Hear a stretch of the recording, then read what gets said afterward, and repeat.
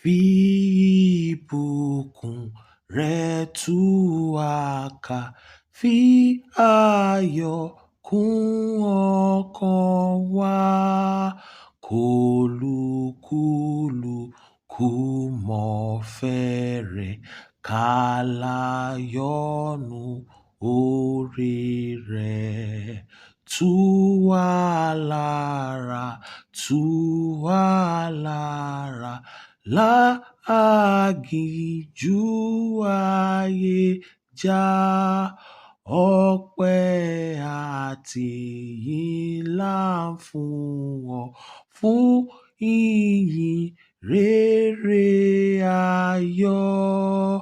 Jẹ́ kí èso ìgbàlà rẹ̀ pọ̀ lọ́kàn àti wá wá. Kí ojú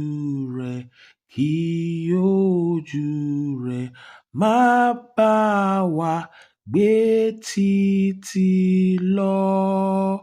Jẹ́ nígbà tá bá sì pè wá láti fàyè yìí sílẹ̀, káńgẹ́lì gbé wa lọ sọ́run. Láyọ̀ la ó jẹ́ ìpè náà.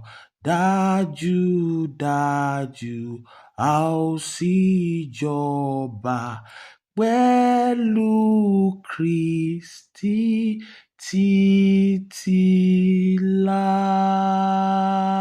láé.